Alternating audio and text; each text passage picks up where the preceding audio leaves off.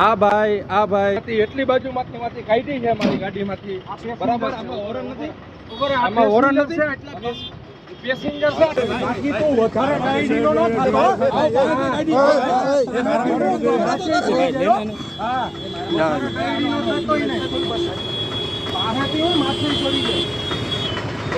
અમે જુનાગઢ મોતીબાગ થી લઈ અક્ષરધામ મંદિર સુધીના રોડથી અમે નીકળતા હતા. મારી પાસે મારું ટુ વ્હીલ હતું અને એસટી અમારી પાસેથી એટલી સ્પીડમાંથી નીકળી, ખાલી જરાક 2-3 ઇંચ જેટલી જગ્યા બાજુમાં જોઈ ત્યારે ખબર પડી કે એસટી નીકળી છે. પાછા હોરન નથી મારતા એ ભાઈ.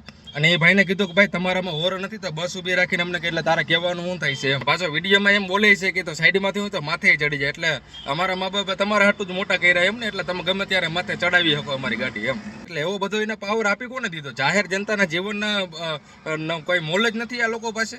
પેસેન્જર જો તમે, એટલે મારા હાથ પકડીને મને કે પેસેન્જરના વિડીયો બતાવો, એટલે પેસેન્જરનો વિડીયોનું અમારું શું કામ છે ભાઈ? આ તો એ બસની પાછળ એક એમ્બ્યુલન્સ હતી ને, એટલે અમે એને જવા દીધો કે ભાઈ ટ્રાફિક જામ ન થાય.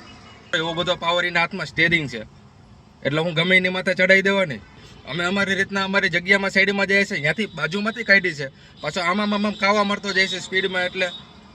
એટલે બધા એસટી ડ્રાઈવરો ઉપર અમારો કોઈ વિરોધ નથી, પણ આના જેવા ઘણા હોય ને, આના ઉપર એક્શન લેવાની જરૂર છે. જેને કોઈ માણાના જીવનનું કંઈ આની પાસે મોલ નથી, સાઈડમાંથી કાઢે, માથે ચડાવી દે, પાછા આવી ધમકી મારે છે.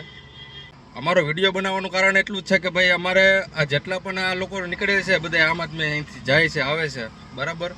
તો એની સલામતી માટે તો કાંઈ નહીં ને, એસટી વાળા ગમે ત્યારે માથે ચડાવી દે, પાછા ખુલ્લી ધમકી આપે છે કે સાઈડમાંથી હોય તો માથે ચડી જાય. અને આવા લોકોને બધાને છે ને કાયદાનું ભાન કરાવો. આ એસટી વાળા આપણે જોઈએ છીએ કેટલા બધા કિસ્સાઓ આવે છે.